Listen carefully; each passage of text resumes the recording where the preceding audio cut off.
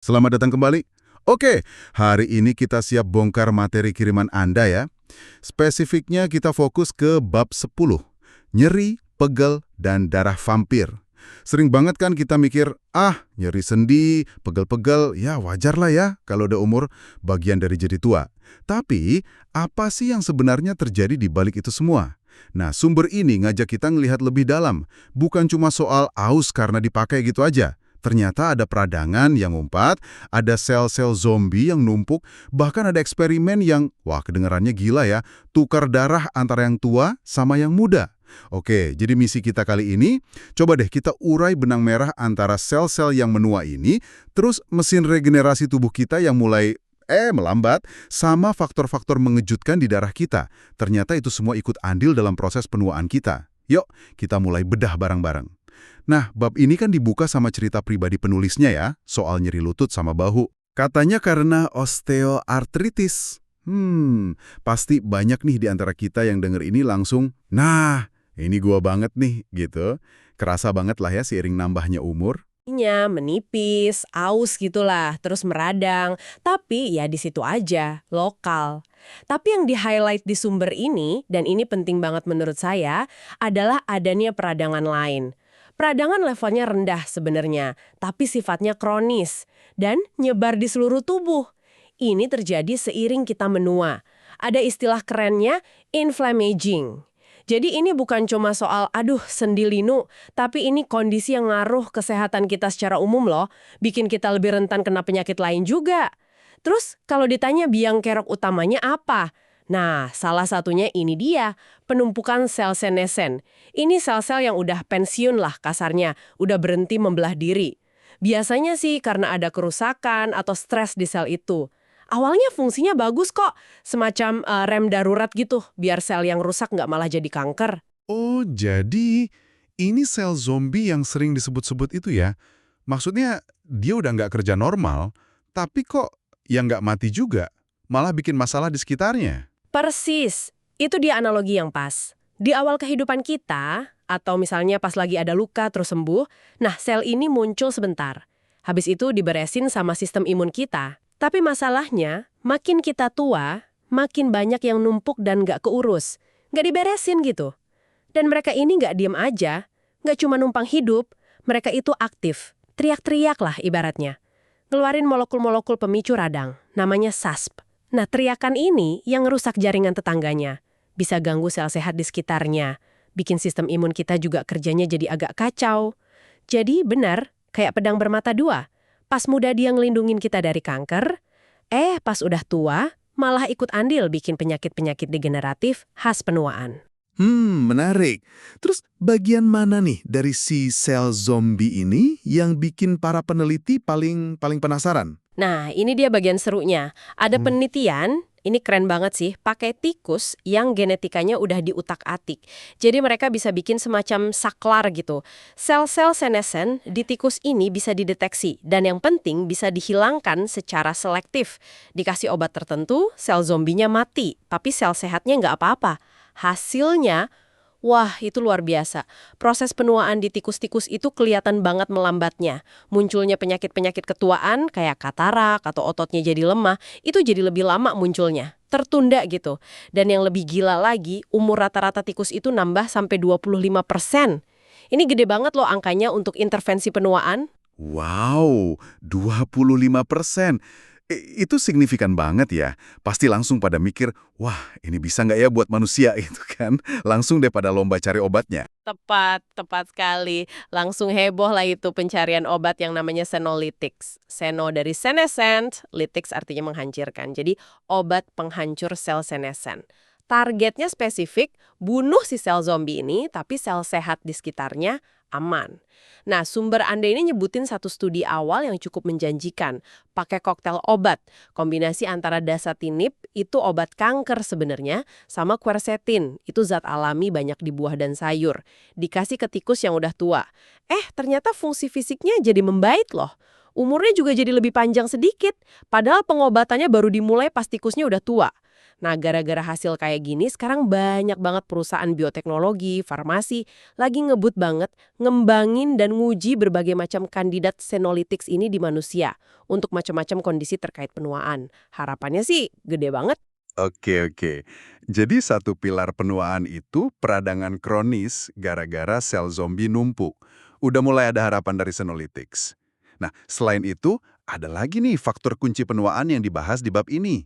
Mesin regenerasi tubuh kita mulai melambat. Ini katanya gara-gara pasukannya. Si sel punca mulai pada loyo.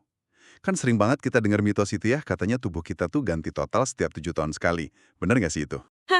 Iya, mitos populer banget itu. Sumber ini bagus nih ngasih perspektif yang benar. Nggak sesederhana itu juga. Kemampuan regenerasi tiap jaringan di tubuh kita itu beda-beda banget loh. Contohnya sel darah sama kulit, nah itu emang cepat banget gantinya. Darah itu mungkin dalam hitungan minggu udah baru lagi. Hati juga lumayan jago regenerasi. Mungkin butuh sekitar 3 tahunan ya buat ganti sebagian besar selnya. Tapi coba lihat organ lain. Otot jantung misalnya. Sumber ini bilang cuma sekitar 40% selnya yang terganti seumur hidup kita. Makanya kalau orang kena serangan jantung, itu sering banget ninggalin bekas kerusakan yang permanen. Susah pulih total. Lebih ekstrim lagi kalau kita ngomongin sel saraf di otak kita, neuron. Sebagian besar neuron yang kita punya sekarang ini, itu bawaan lahir dari pas kita bayi. Walaupun belakangan ada penemuan menarik soal pembentukan sel saraf baru neurogenesis di beberapa area otak dewasa, tapi secara umum kapasitasnya rendah banget.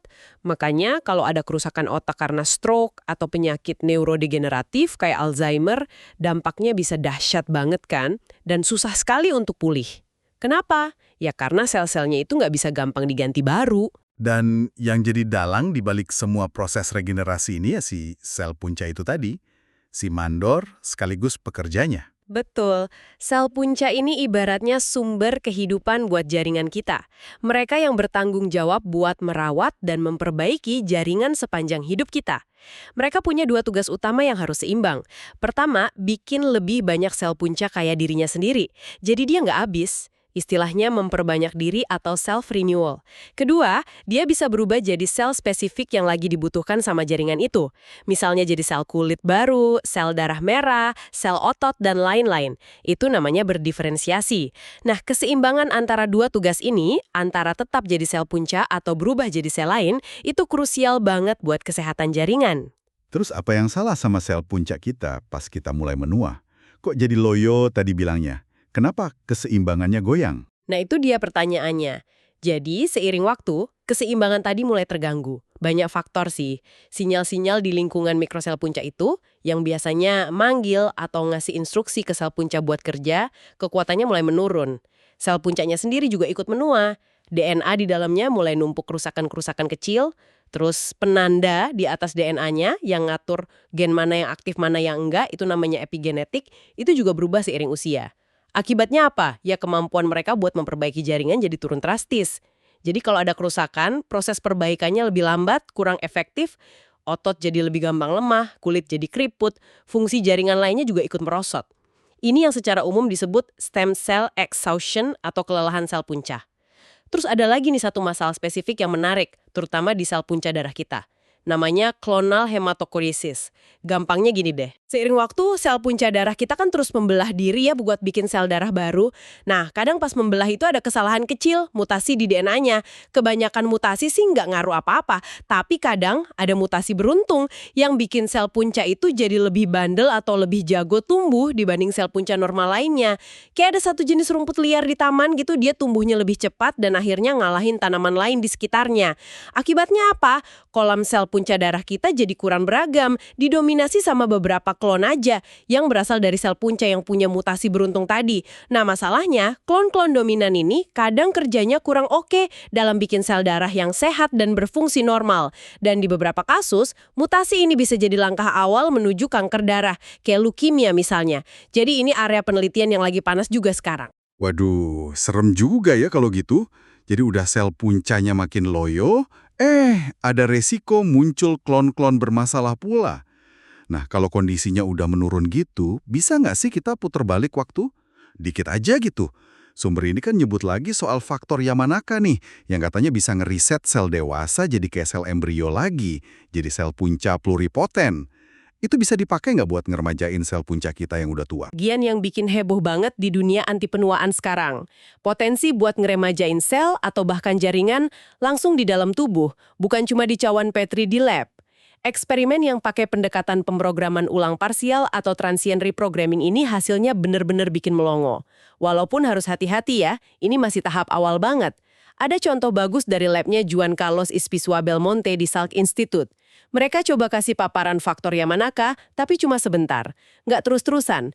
Dikasih ke tikus yang genetikanya direkayasa biar cepet tua banget, punya penyakit progeria. Hasilnya, tikus itu hidupnya bisa 30% lebih lama. Fungsi organ-organnya juga kelihatan membaik. Terus dicoba juga ke tikus tua yang normal. Kelihatan juga ada tanda-tanda permajaan di pankreas sama ototnya. Kuncinya itu di paparan yang singkat atau parsial. Kalau kelamaan atau dosisnya ketinggian, risikonya malah jadi tumor atau kanker. Ada lagi pendekatan dari labnya David Sinclair di Harvard. Ini juga menarik.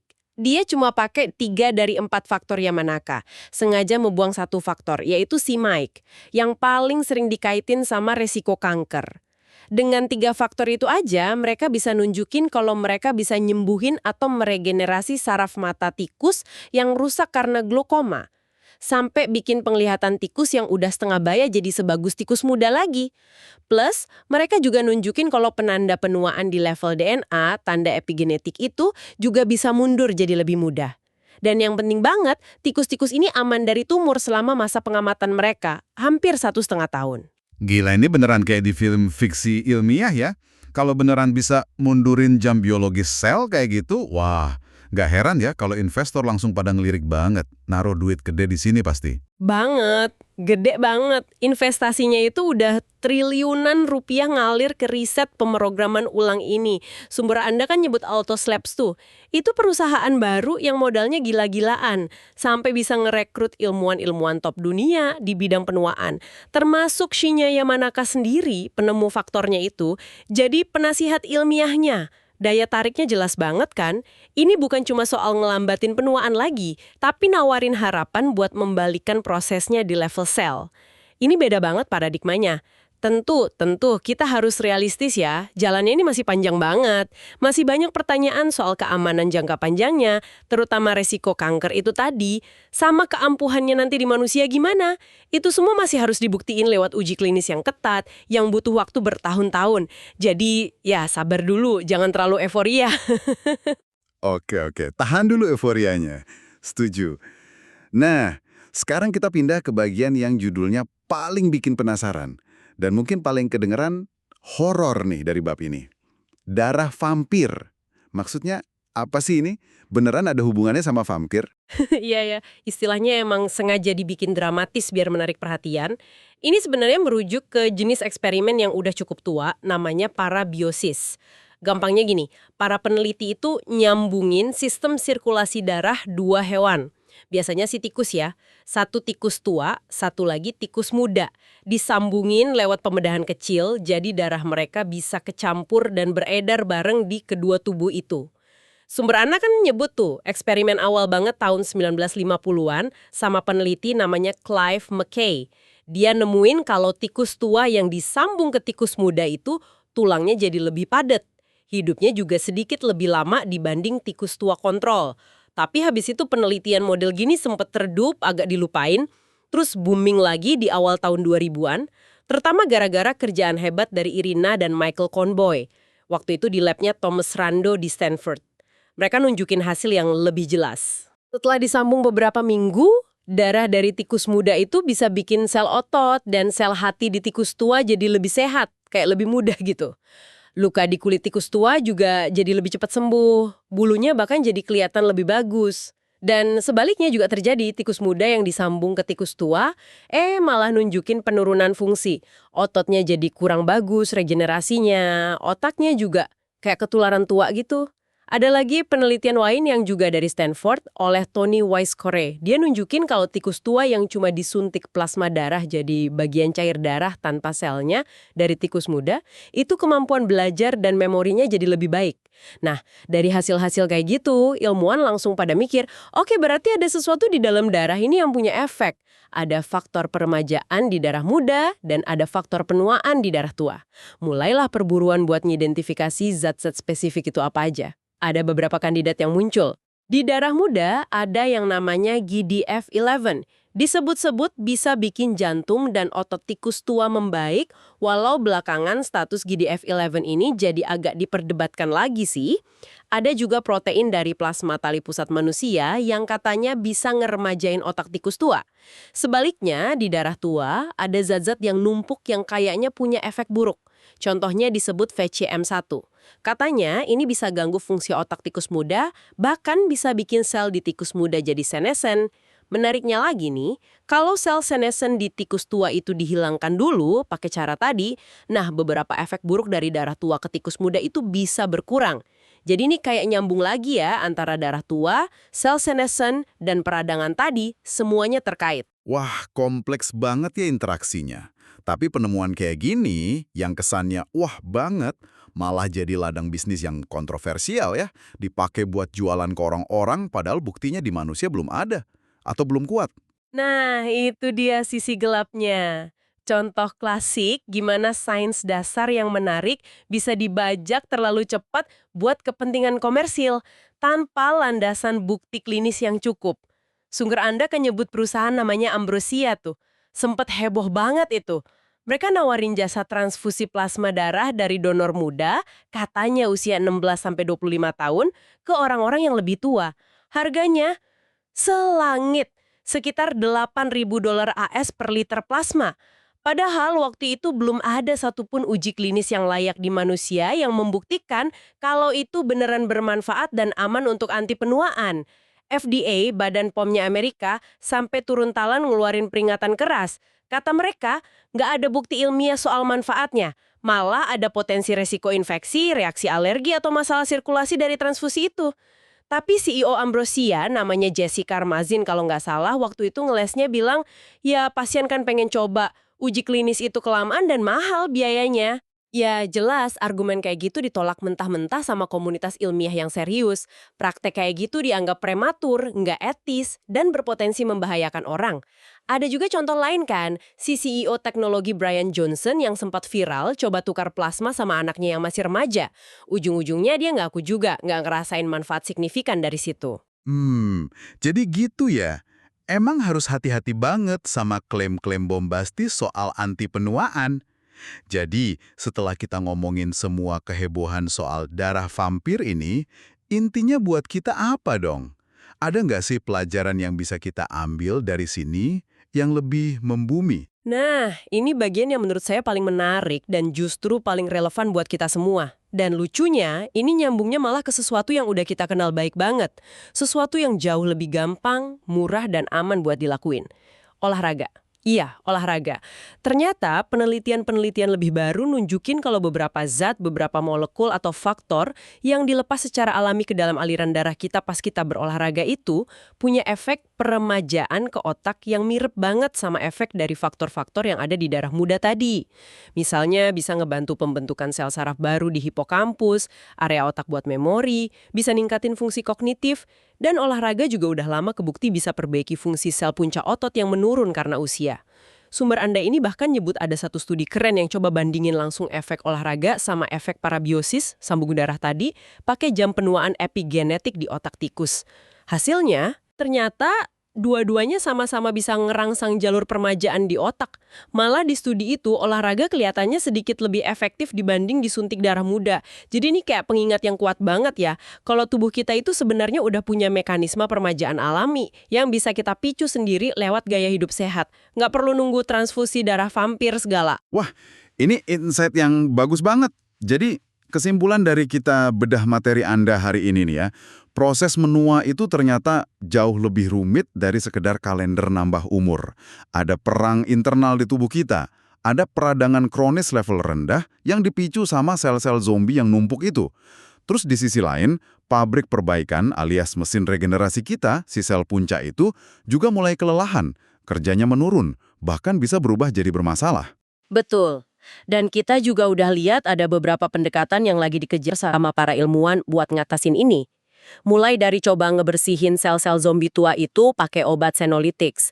Terus ada yang lebih ambisius lagi, coba muter balik waktu sel pakai pemrograman ulang parsial, walau ini masih jauh ya. Sampai usaha buat ngungkap rahasia zat-zat penting di darah kita yang pelajarannya didapat dari eksperimen parabiosis yang kedengerannya dramatis itu. Tapi mungkin yang paling kena dan paling bisa langsung kita renungkan buat sehari-hari, justru gimana ujung-ujungnya penelitian canggih soal darah ini malah balik lagi ngasih penekanan kuat soal manfaat olahraga. Manfaat yang sebenarnya udah sering banget kita dengar, tapi mungkin sekarang kita jadi lebih ngerti lagi mekanisme di baliknya ya. Kayak ngasih tahu kalau sebagian kunci buat awet muda itu sebenarnya udah ada di tangan kita sendiri, lewat pilihan gaya hidup. Iya, persis. Eksperimen darah vampir itu, kalau kita singkirkan dulu sensasi dan kontroversinya, pelajaran fundamentalnya kan sebenarnya ini.